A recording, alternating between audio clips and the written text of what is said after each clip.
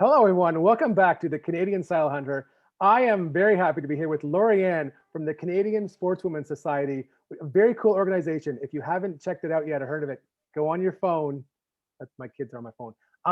And look into her. She has some amazing stuff. So glad to have you on. Lori-Anne, will you just say hello and tell us a little bit about yourself? Hey everybody, how are you? Thank you so much for having me. So I'm Lori-Anne Horst. I am the founder of the Canadian Sportswoman Society. We are an organization that prides ourselves on doing a lot of hands-on activities, events, and seminars, as well as outings like ice fishing and charters. And we also do host some hunts. Cool. Very cool. And how Yeah. long have you been doing that? It's a great organization, a great idea. How long have you been doing it? So actually today marks our 5th anniversary. Ooh, So happy 5 years anniversary. ago, this dream, yeah, thank you. So 5 years ago, this awesome adventure started for us. Wow, very cool. So tell us about day one. So 5 years ago today, you had your first event. What was that like? What gave you the idea to do it, and how did this all start? So I was helping a different organization, and it had so much potential, and it had, the premise of that organization was amazing. Sometimes though, as I'm sure you're aware, sometimes egos get in the way, and people kind of lose track of what the real vision is. And unfortunately, that's what happened, and I wasn't cool with that. So I decided to kind of take the reins and ensure a place and a space where people could have that support without breaking the bank. Yeah, no, So that's we started off with our in-field waterfowl event, I believe was our very first event, and it was awesome. There wasn't a whole lot of people around doing something like that, and so I really felt there was a need for that, whether you were a man or a woman or a youth hunter. Just getting that hands-on aspect under your belt before you go out in the field and do it yourself is something that a lot of people don't think about beforehand. I know myself, when I first started hunting, if it wasn't for my husband and his family, I wouldn't have had that hands-on experience beforehand. So I figured there was a lot of other people out there who could use that help and support too. I think that's excellent. That's one of the things I found myself, is that for some reason there's, I mean, it's a lot of different areas, but especially it seems like the outdoors is there's almost this preconceived notion that you're just supposed to know how to do it. All your ancestors were Yeah. hunters. Just grab your gun or your bow, go out in the woods and kill something, then drag it back and just do it. Well, how do I do it? Don't ask questions like that. Just go do it. But it's like you wouldn't say that. I need to change the transition in my, in the car, or I need to rewire my kitchen. Wouldn't be like, well, just lick one end and lick the other, and if it sparks, don't do it again. But Learn the hard way. but we send, there's this feeling like we almost can't ask for help sometimes, or you have to figure out on the way. I think organizations like yourself, it's great to have the opportunity to learn, to get familiar. A lot of times people are really uncomfortable around firearms, whether it be a gun or whether it be a bow. And that's actually sometimes the most dangerous thing, is because people are so nervous, they don't know what to do, Mhm. or realizing just to be calm and be smooth. And so that's great. And so you started 5 years ago, the waterfowl event. And what other kind of events have you done since then? So we do a infield waterfowl event. We do a hands-on intro to turkey hunting, because I'm not sure if you're aware, but a few years ago they kind of stopped doing the turkey course Yep. through the Ontario government. So we thought that that was still a very important role needed in hunters' education, and so we kind of picked up where they left off, and we offer like showing people how to set up blinds and their decoys and how to do calling, just stuff like that. And then we also do an ice fishing, a ladies ice fishing trip or two in the winter. And we do youth squirrel tournament. Cool. And this year we added a youth turkey hunt tournament as well. So yeah, we do our squirrel, we do waterfowl, turkey. We try and get a bunch of people together and do like salmon charters on Lake Ontario. Or this year, I'm hoping if COVID kind of relaxes, we're going to do some walleye on Lake Erie as well. Nice. We do kind of camping trips, like a ladies river fishing tournament. Try just to like get as many experiences and activities for people that might not normally have that chance. And we do we host some waterfowl hunts up here too. So that's very cool. That's awesome. You personally, have you been involved in the outdoors and hunting and fishing for a long time? Like for your kid, or how did you yourself get into the outdoors initially? So I've been camping for my outdoor involvement my whole life. I'm going to call out my dad here, unfortunately, but at the time, like the general census was that this for the men, this is our week away. But I'm very stubborn, unfortunately. So when I want to say I was in my early 20s, actually, before I actually like started being more serious about the outdoors. And I got my license when I was 24. I was about 8 months pregnant with my son at the time. And so yeah, I was the typical redneck in the class. I was extremely pregnant and couldn't wear shoes because my feet were swollen. And so I took my test barefoot and pregnant. So holding the shotgun. There's a joke in there somewhere. Absolutely. That's great. That's great. And so for you, did you have mentors who helped you along at the beginning of your journey, or was the lack of mentors something that really inspired you to start this? So I was very grateful. Like I had my husband, Steve. He and his family were definitely the all-encompassing, like, yes, it's all men that hunt in the family, but they were like, yeah, come on. Like, of course you can do this. And I was like, really, I can? And so I was grateful to them to, get my start. I'm sure now my husband, unfortunately, might not be so proud or happy that he pushed me so hard to get into hunting as much as I am. But I'm sure deep down he is proud that we're able to help as many people as we do. Yeah, no, for sure. No, that's great. That's awesome.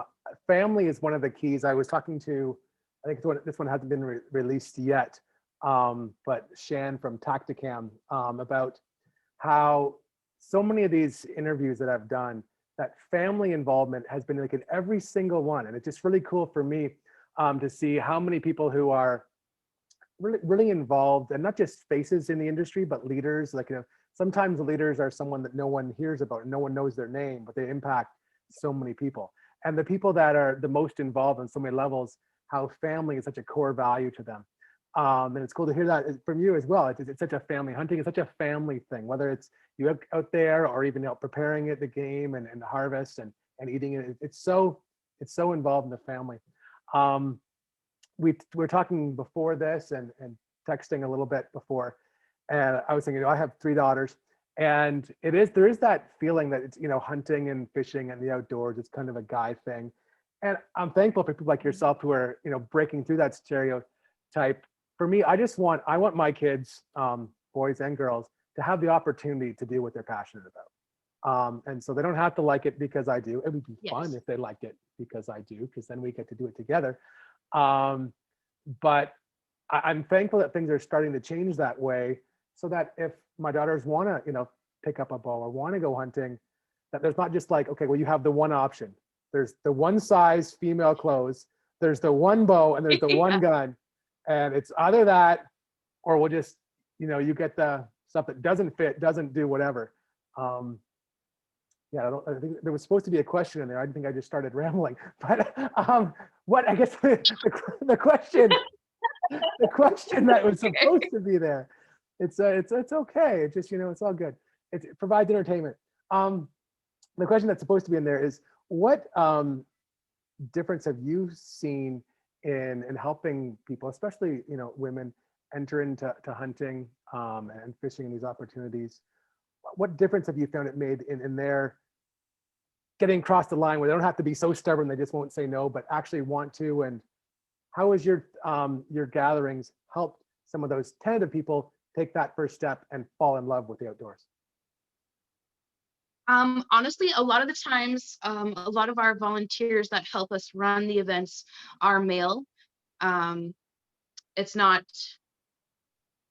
a lot of times the ladies who are coming in, if it is a ladies only event, they come in, they see these gentlemen, camel clad gentlemen, these bigger guys, and that you can tell right away that they're like, oh, they seem a little nervous at first. But we honestly try and make sure that every event that we do, the gentlemen are very patient, they're very caring, they have no problems doing one-on-ones, like kind of taking the lady aside so she doesn't feel like she's being, centered out for maybe not understanding fully. A lot of the people that we have that work with us, are top notch, like top shelf guys and girls. And inclusivity is really the bottom line. To us, it doesn't matter if you are a gentleman who's been hunting and fishing for 20 years or a lady who this is her first time holding a gun. We're going to treat everybody the same. We're going to give everybody encouragement. You know what I mean? Like, everybody kind of has their own tools in their toolbox, and it just sometimes they might not have all of the tools they need for the job. So our job is to help give them those tools. That way, when it comes time to do it, they feel encouraged, they feel empowered, that they've done it for themselves, and like, wow, I can do this. So Yeah. yes, you can. Like, of course you can. So really, it's just building like the foundation for confidence, really. And a lot of times some of the ladies and gentlemen who have never held a firearm before our event, at the end of the event, they can't wait to come back and do it again. And they're just like so jacked because they didn't realize how, confidence boosting an event like that really could be. And then they're just like, I don't want this day to end. Like, let's do it again. That's awesome. So honestly, I've seen a lot, even in the last 5 years, so much has changed with regards to what's available to ladies in the outdoors. And I think it's going in the right direction, which is up, which is great, but there's still so much room for improvement. Because to me, I would love to see that, like, I would love there to be no gender really in hunting. Like, a hunter is a hunter, a fisher is a fisher. You know what I mean? I would love everybody to be like here. Mm-hmm. We have some room for improvement. And I think eventually we'll get there. Yeah, we just got to keep chugging along. Yeah, no, I think you're right. That's honestly, even having some of these interviews, it's especially nowadays, there seems to be so much drama for just the sake of drama. You know what I mean? And in so many areas, and sometimes you're like, oh my goodness. And so that's, like I said, for my intention for people listening to this podcast and my daughters, is that whoever you are, if you want to get into the outdoors, that you have that opportunity, and you recognize that there's people like Lori-Anne and like myself who want to help you to experience that, because the outdoors has changed our life, and we love it. We want you to share in that experience. And the reality is that there's been a lot more barriers to entry for women, for young women, girls, and women to enter the outdoor space than there has been for guys. It's like you said, oh, well, it's the guys go away hunting that, I guess we can bring you. We want to eliminate that so that, yeah, whoever you are, you want to come, great. And so, yeah, I agree. Hopefully things are beginning to adapt and evolve. What are some things that you suggest to someone like myself, father of 3 girls, and I own a gym as well, so I'm involved interacting with a lot of different young men and women. what can someone like myself do to help remove barriers to entry and make especially young women and women who are wanting to join in feel excited rather than apprehensive about getting into the outdoors? Honestly, I think, like I said, inclusion should be number one. Like, your daughter shouldn't feel or be meant to feel treated differently than, a son, just because they have interest in the outdoors. um I would just, like, hey, we're gonna go do this today, are you coming along? And be like, yeah, okay, all right, you're gonna shoot today? Yes. Okay, let's do this. Like, are you comfortable with everything? Is there anything else you want to try or shoot today? Like, I don't know. I guess a lot of it is just like jacking them up about being involved, regardless of, whether they're boys or girls. In our house, our son is way more interested in the outdoors and the hunting aspect of it, where our daughter, she likes to come along sometimes, but she does not want to see the harvest part. But she is the first one with her plate ready when we've cooked. And she'll help prepare it, like she'll help cook it, but she does not want to be involved in any of that. And honestly, it's just treating them both the same, with the, like, okay, are we coming out? You're going to come help scout. You're going to, let's go for a drive. We're going to go look around. And so I think just in making them involved, honestly, is the best basic steps that anyone can lay as a good foundation to want them to be excited. And it's that one-on-one or that family outing, if you guys are all doing it together, that they have to look forward to as well. Yeah, I think that's excellent advice. I think it's so wise. Like I said, it's given the opportunity. I find for myself, again, everyone's different, right? So like every person is different, and how we interact with them is going to be different. I find for my son, he's more like jump first, ask questions later. So for him, it's almost, I have to like, I need to I guess it's parenting in this case, but if it was mentoring someone else, mentor him back, pull him back. And then like my daughter is a little more apprehensive, like, is it going to be okay if I do this? And is it going to be okay? It's not saying that she isn't interested. It's just, rather than, whoa, pull it back. It's just, yeah, you can do this. I believe in you. You can do it. And recognizing that. And I think just typically, again, everyone is different, but more boys are like, whoa, easy there, Charlie. And more women are, is this okay? And just recognizing that, yes, like I try, yes, be safe. We point here, we do this. You got this, you can do it. And as they experience that, yes, I got this, I can do it, then the passion, excitement comes. So it's really the same. It's just the opposite side of the same coin, really. It's just, mentoring them and helping them enjoy the experience and be safe.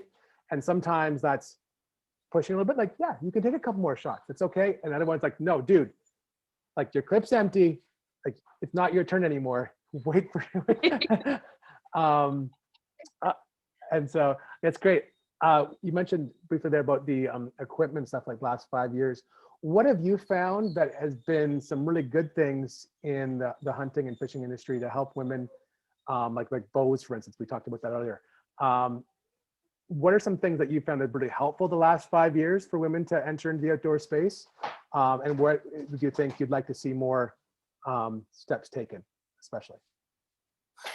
So there has been a huge increase in adaptable clothing, like hunting clothing for women. Like they have like the bibs with the zippers down like the backside, so it's a lot easier to use the facilities while you're out hunting. Yeah. There's been leaps and bounds in even some of like the rifles and shotguns, like having more youth model shotguns and like compact shotguns, because not everyone has the same wingspan, I like to call it. So when you are, say, a 120-pound lady, you might not be able to use the same gun that a 6'2" gentleman uses. So it's nice that there are a lot more options for kind of everybody. Even some smaller gentlemen, you know what I mean, need the compact or the youth model shotguns or rifles, because it is it's a fitment thing. You have to fit your gun to you, or you're going to hurt yourself and you're not going to want to do it. And therefore it's not enjoyable. And what's the point of going out? Yeah, no, I think What I would love to see, what I would love to see is more, same thing, like just the ladies hunting clothes kind of be made a little bit adapted a little further. Because I wear the gentleman's clothing because I'm not a small lady, but I would love for there sometime to be more options for both, men and women, because there are smaller guys and they need help just as much as like everyone else does with finding clothes that fit properly. Honestly, like I think we'll get there. Like I think with all the amount of new gear and technology and things that are being offered I think you'll see in the next year or two, there'll be a huge, leaps and bounds again when it comes to your boots, your rain gear, your Gore-Tex stuff. Like it's always evolving. So, which is always good to see. I'd rather see it go forward than back. yeah. So I think eventually, like, they're on the right track, and I think we're closer to having decent clothes for everybody sooner than later. Yeah, that's good. I think that's one of the things from talking to Haley Daniels a little while ago. She mentions similar things about it has to fit right. And something that is, I can understand from manufacturer's point of view is, there's like this, it's a numbers game and it's a business and stuff like that. But the specifically bows, we were talking about how that the quality, it was like you had to, the quality bows started at like 60 pound draw, pretty much. Like, and there was, maybe one other model, but to see, more quality equipment, like quality shotguns be adjustable size, not just like the youth model, which is like just cheaping down and he's going to drop it, or she's going to drop it 5 times and kick it in the back of the truck and going to roll out. But good quality stuff. And same with the bows. As an archer, especially bows are like, it really makes a difference. That a cheap bow and a good bow, there's a real difference. And I think I'm thankful for what's happened the last few years, but seeing that increase, I think will be really good, because I think like so many things, if you get into it when you're younger and you enjoy it, then it's something that you can do longer and longer. So that's good. If you were, if you won a 1-week trip in the outdoors to do whatever you want, but you had to choose, it's not like, I'm going to go up to Alaska and I'm going to fish for grayling, hunt for this. You have to pick like your one thing, like one species or one type of thing. What would it be? Ooh, it would have to be a Newfoundland moose hunt. Cool. Very Only cool. because it would be an amazing experience to see such majestic creature in like God's country. But my guide having the accent of a Newfoundlander would be the icing on the cake for me. That's awesome. Now, putting on the spot, what's your, I can't do a Newfoundland accent. I've tried, mine is awful. Can you do a Newfoundland accent? You're really putting me on the. I'm totally putting you on the spot here. Yeah, I guess I could give it a go. I'll give it the old college try. Right. I'm not even sure what I could say. I don't, okay, so I thought the moose hunt. So what do you want to hear? I'm thinking this is totally what you don't do to your guest on the podcast, is put them on the spot and have them put it. But it's fun, so I'm gonna do it. I'd be like, Jesus, Lori-Anne, when you see that moose come out, you better get it in your crosshairs and just shoot it before it gets too far away. That's awesome. I kind of crossed between the Cape Breton and an Irish accent there. I don't know. It's better than anyone that I would do. So that's awesome. Lori-Anne, you win. Well, if I could give you an all expenses paid trip to Newfoundland to hunt moose, I would. I can't, but if I could, hopefully there's someone right out there now listening to it who heard that accent and is like, you know what, we just have to teach her. we just have to teach her how to do it right. Oh, that's even worse. Oh, that was so bad. That was very Irish. I don't, that's all I can do. It's like it just goes, it starts trying to go there, and it just goes Irish. Yeah. Um, Oh, you should watch a movie called How to Be Deadly. It's the Donnie Dumphy story, and it's all about this guy who dresses up like it's in the 80s, and he rides like these mini bikes, and it's filmed in Newfoundland. And I think it's because like the ladies from This Hour Has 60 Minutes. Do you remember that show? Yep. And how those old ladies were always like, oh, Jesus, Jesus, we had such a beautiful day out here. Well, it's always stuck with me. So I loved it. And the whole movie is full of them. So That's good. Okay, I'll have to do that. If you're listening to this, go on your iTunes and download that, or Netflix, and that's great. I think that's one of the things that I really appreciate looking at some of the pictures and stuff of your organization, and hearing you chat even so far, is that like you can tell you guys have fun. And I think that's one of the most important things in introducing people to hunting and the outdoors, is it needs to be fun. And sometimes, like, again, this is not, it can be guys or girls, but especially, a fault of some guys is we can be so competitive that, like, well, if we teach someone to hunt, maybe they're going to shoot something bigger than I am, or catch something bigger than I am. And if I show them my spot, then they're going to know, like, and there's all this, like, so we want to teach them just enough to be good, but not enough to actually know. And there's all this competition, but just to be able to enjoy yourself and have fun learning and have fun in the outdoors. I think that's a huge part of it. That's why people are going to stick with it if they have fun and if they enjoy it and if they love it. So anyways, that's good. I had no idea we were going to go there in today's episode. But that's surprise! Great. Surprise. Yeah. There we go. I think it's back on track. I'm like, oh my. All right. Two more questions I got to get to on here.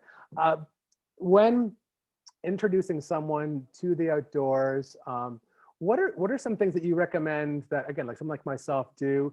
Maybe a hunting example and a fishing example. What kind of things do you recommend that we do to help introduce our son or daughter or neighbor or spouse to the outdoors? Right. So if it's your kids, honestly, as soon as they're old enough to walk a farmer's field is our baseline in our house. As soon as they can walk a farmer's field, they're coming along. Before that, honestly, it would just strap them to our chest and away we would go. Obviously exposing them earlier is better because then it becomes second nature to them. They don't see it as anything other than the normal for them. If you're taking someone out who's older hunting, you want to make sure that you have all your provisions covered. You want to make sure that you are pretending that you're taking your mom or your grandmother with you. Like, you want to make sure that they're going to be warm, they're going to be dry, and they're going to be comfortable. Because without them being warm, dry, and comfortable, they are going to be miserable and they're not going to have a good time, and it's going to ruin the experience for them, which then in turn is going to ruin it for you because you're going to feel like you let them down. Yeah. Same as fishing, honestly. If you're going to do shore fishing, take them to a spot that's easy for them to access with you. Try and pick a really nice day. That way, if they do get wet, they're not going to be miserable and soggy, like the sun will dry them off. Snacks, always, food and water. Make sure people are fed and hydrated is probably super key too. And have backups for if they have to use the washroom. Because it's a lot so practical, so smart. It's a lot easier for guys to go to the bathroom than it is for girls a lot of times. So having either a bucket if you're out on the boat, having a milk pitcher so that they could use the milk pitcher, or a bucket, something. Baby wipes is key. Baby wipes is in all of our gear bags, whether it's for fishing or hunting, because they come in handy for everything. They do. Yeah, that's excellent point. It's so practical because it's sometimes as more experienced hunters or outdoors people, is we think, okay, I'm taking someone hunting. I need to take them on a moose hunt to Newfoundland for their first hunt. Like that in their head. Oh, I need to take them out, and they need to see a buck that's like this big, and we need Yeah. to go. And the reality is, they could, see that giant buck, or catch that big fish, but if they're cold, shivering, uncomfortable, and have to go pee the whole time, it's not going to be a good experience, right? And just keeping it simple and keeping it practical. So many, I think, things that really last. It's so often it's the basics. It's the simple things that make things really enjoyable or really not fun. Just remembering some of those things. I think that's excellent point. And then I'm in Ontario. That you're in Ontario as well, correct? Yes. Yeah. What are some things that you recommend people do? Like COVID has obviously affected all of us in a lot of ways. What are some things that you recommend people do, even going into this year? We're in the spring. Podcast will be released shortly. To get outdoors and to overcome sort of the COVID-ness and get outside and have some fun. If some of the local walking trails are open, get out. Like, honestly, being outside makes everybody happier. So if there's a trail system near you, or there's some provincial parks near you that you can still have a day pass to, just get out and bring your camera with you. Like, go out, just immerse yourself in nature. If there's some smaller creeks or rivers that are near you that are open, that aren't, near like super public areas, but are open to the public, go throw your line in. Like, honestly, it's just getting outside helps so much. Yep. No, I agree. Excellent. Just get there and get outside and get it done. For those of us who are more experienced, and sometimes it's the same advice, but what is some of the best hunting advice that you have received yourself as a hunter, or angling advice as a fisherman? So the best advice I ever received when it came time to going on a hunting trip, was not only preparing for yourself, but prepare for one other. Because no matter how experienced we are, we all sometimes forget something. And I have been out in the field where, someone forgot their hat, or someone has forgot gloves, or they forgot ammo. So I always try and make sure that I have a little bit of everything plus enough for one other person. So a lot of times my gear bag weighs a lot more than everybody else, but if I can be prepared and help out more, then I'm fine with that. And same as for fishing, honestly. I am in the school of thought where just because I'm one person doesn't mean I need one rod. I'm one person, but I need 8 rods, because you never know if one or two people you're going with need a rod. So I always try and be a little bit over prepared when it comes to that. And I would give anybody the shirt off my back if we were out fishing and they were cold, or hunting and they were cold. I would give them what I could. But yeah, I would definitely say, like, be prepared for yourself plus one. Yeah, no, that's smart. And someone else, or if it's yourself. I've been up a tree and realized I forgot my release, and you're like, oh man, no. Or if it's your ammo you forgot, that's really smart. Again, really practical. And then this, for me, do you have any questions about me? I know a number of people I've talked to. Saddle hunting is fairly new overall, but especially in Canada, it's exploding across North America. I think we're kind of like 2 years behind the States, it seems to be, in a lot of these things. And so I know last year down south, it just blew up like 20 times over 2019. 2020 was like 20 times bigger than 2019. And we're just starting to get that way here. Do you have any questions for me about saddle hunting, or have you heard much about saddle hunting in your network of people? So not really in my network of people, but why don't you explain to me, so how did you get into it? If it's a lot more popular in the States and not really here in, like, I'm in Midwestern Ontario, so it's not really a huge thing here. Like I'm near like the Walkerton area, like Walkerton Kincardine area. So why don't you explain to me like how you got into it, and um and is it something that anybody could do? Yeah, no, that's very good. I got into it because I had a self climber, and I was going down a tree one day. Yeah, I think it was the morning, and the bottom slid down. That little knot, that, the string that hold the two together, I guess whatever, it come loose and fell. And so I was there about 10 feet off the ground, just looking down and holding there. And thankfully I was fit enough to, like, I own a CrossFit gym as well, and I was able to lower myself down and kind of do like a reverse muscle up, and then I only had to drop like 3 feet to the ground from where I was hanging. And but I said never again. Like, that's, if I was 20 feet up, this would be really, really bad. Like, and it Hmm. happens every year. So like I have 4 kids, um, and as well as the noise the self climber makes. And so I did a bunch of research and started looking into things, and I discovered saddle hunting and realized that the biggest draw to me was the safety aspect, because you're always attached to the tree. And of course, you can do stupid things. You can do stupid things with anything you want to. Um, you can do stupid things with your kitchen chair if you want. But used normally and safely, it was the safety aspect was that much higher.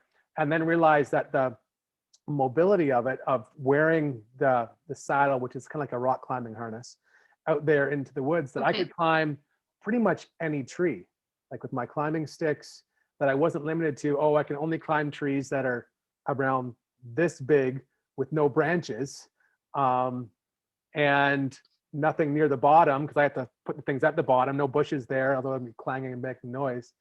And it just gave me so much more versatility to realize that, if the wind is normally from the west, well, that's from Okay. the southwest, I can move 5 trees over, and that's fine. Now I won't be winded as I go. Um, and so that's what got me into it. I got one and just fell in love with it, and I could never go back.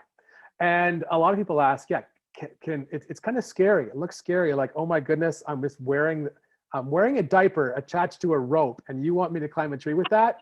What's wrong with you? Um, and that's why I started this, and we're going to be doing some live in-person events where we teach people how to do Oh, it. good. Yeah, because anyone can do it. Like my son, he's 11, and I've taken him out numerous times. Is, you put it on. If you can put on your own pants, you can put on a saddle. It's really that easy. And then climbing, and there's a whole bunch of climbing methods, but like basic sticks, if you can climb sticks or a ladder, then you can climb. Only it's safer than, Okay. because pretty much none of us, when we climb into a ladder stand, really none of us hook up to those, like the safety fall system. I mean, let's be honest, It's true. none of us do. I'm guilty of it too. None of us do. They do on TV. That's about it. Um, and so, but this way you have like a lineman's rope, and you climb. So you're attached to the tree. And so it is that much safer and that much more versatile. And the biggest thing I tell people is go slow. Just like, talked about introducing someone to firearms or something like that. Just go slow, take it easy, relax, and anyone can do it. The versatility, again, to choose any tree in the woods and climb it is great. It's much lighter to carry in. I sweat a lot. So in October, like lugging a self climber through there and carrying that 30 pounds, it just, or 20 pounds, doesn't work. So yeah, it's just, to put it in a nutshell, it's safer, it's lighter, Mhm. and it's simpler than any other method. So that's why I do it. Okay. That's awesome. So now is it something that ranges in sizes? Like, is it something that whether you're a child or like Andre the Giant, you could do it still? Like, Yes, are the harness like adjustable or? Yeah, kind of. Typically, most manufacturers have different sizes. So they'll have like, typically they'll have three. Not all of them. Like there's a called your belt and your bridge is adjustable. That's where the rope clips in. And so some are kind of like a one size fits all, and they'll say it's like 27 to 42 or 45 inches waist. And so I mean that's a fairly broad spectrum. Obviously, if you're very small or larger, then you have to different size. Some manufacturers have like a size 1, size 2, and size 3, and so you just kind of choose accordingly. Or there's something that is called a JX3 hybrid, which is pretty much like a lawn chair. You're sitting in a lawn chair in a tree, and it is extremely comfortable. But it would be, if you have I think if you had a larger waist than like a 40 to 50 inch waist, I have to see. I mean, I'm not that good at sizes, but I mean, essentially, if you take up more than one section of a couch, then it would be small. But if you can fit on like a normal couch spot, then you could use a JX3. Oh, cool. Yeah, so it is very customizable. That's awesome. And so you said that it's been out in the States for a long time, and it's just fairly recent to Canada? Yeah, I mean, it's been in North America, I think it's about 25 years. There's been people saddle hunting. Really the last 5, it's grown. And I think most things, it seems like in trends, Canada part of it is just supply. Getting the saddle equipment up here just takes a lot longer. It's a lot more expensive. But probably the percentage of people saddle hunting it's quite small in Canada still, but we'll see that rise. Whereas in the States, I mean, it's still quite small in comparison, but it's dramatically increasing. Especially if you look at bow hunters, that there are more and more bow hunters, especially trying saddles. And part of what we're trying to do here is get more equipment up to Canada, because that's been one of our biggest hurdles is just getting the actual equipment here to try out, or being able to try it out without spending $500 by the time you get out your whole package here and ship. So we're going to be having some events kind of like yours, where we just give people a chance to experience a saddle, try out some different climbing tricks and gear, and have some fun with it. That'd be awesome. Yeah, let us know when you decide to do that, because I would love to see myself up in a tree a lot easier. I'm pretty good at climbing the ladder stands and getting up into them. Like, I'm a bigger person, so a lot of times if it's an old wooden ladder or just some wood nailed to the tree, I'm like, this is danger, Will Robinson, and I don't think I should do it. So a lot of times I'll end up going to hide and putting my back to a tree and to hunt that way. But ladder stands seem to be the safest bet for me. But I would love for there to be more options available to me, or anyone really. But yeah, I would love to come down and check out one of your events if you do it. Yeah, for sure. I think it'd be great, because that's, like we talked about, just accessibility. Again, for whether it's starting in hunting outdoors or getting up in a tree a little bit if you don't have a ladder stand or have the thing, or don't have the property if you only hunt public land, then being able to do this. So yeah, once COVID restrictions, that's really what we're waiting on now, is once we're allowed to gather without getting, I was about to say something that would get me in trouble. Once we're allowed to gather together, not myself. And, Good man. Yeah, once we're allowed to gather again, then we'll be doing some events. And yeah, definitely love to have you down and let you experience it. And it'll be a lot of fun. Yeah, and who knows, like, depending on what area you're in, you could always come up too, because we have lots of property that we have access to that have all kinds of different, that are mixed bushes. So I'm sure there'd be lots of people in this area who would love to give it a go too. That would be great, because I think we ideally, again, nothing is set in stone, especially this year. But I'm down by London, so we'd have to do one or two down here. one out near Mhm. Belleville, Napanee, one by Barrie, and then if we did one out your way, that we're really covering most of Southern Ontario. Yeah. And so yeah, that'd be great. I think you'd really like it, and we'll have to get you to do your Newfie accent as you climb the tree. Yeah. Introduce you in a Newfie accent. Exactly. That's my only stipulation. I'll come if that happens. Okay, I'll make sure that there's some Newfie treats here for you too. We'll make sure that we have Jig's dinner for lunch. Perfect. Perfect. Oh, that's great, Lori-Anne. Thank you for your time. Thank you for joining us today. I really enjoyed it. Thank you for all you do to help, again, remove barriers to entry, so that whether it's men, women, boys, girls who want to experience outdoors, that they get a chance to do that. And if people want to know more about you, where can they go? So they can find us on Instagram at Canadian Sportswoman Society, or they can also look us up on Facebook at Canadian Sportswoman Society, as well as check out our website at www.canadiansportswomansociety.ca. That's awesome. So check it out, guys It's a and lot. gals. It's really easy. Yeah, It's always the exactly. same. It's 8 mile long. Canadian Sportswoman Society, subliminal messaging. Exactly. Canadian Sportswoman Society. Do-do-do-do-do. Exactly. Awesome. Well, thank you very much. Have a great day, everyone.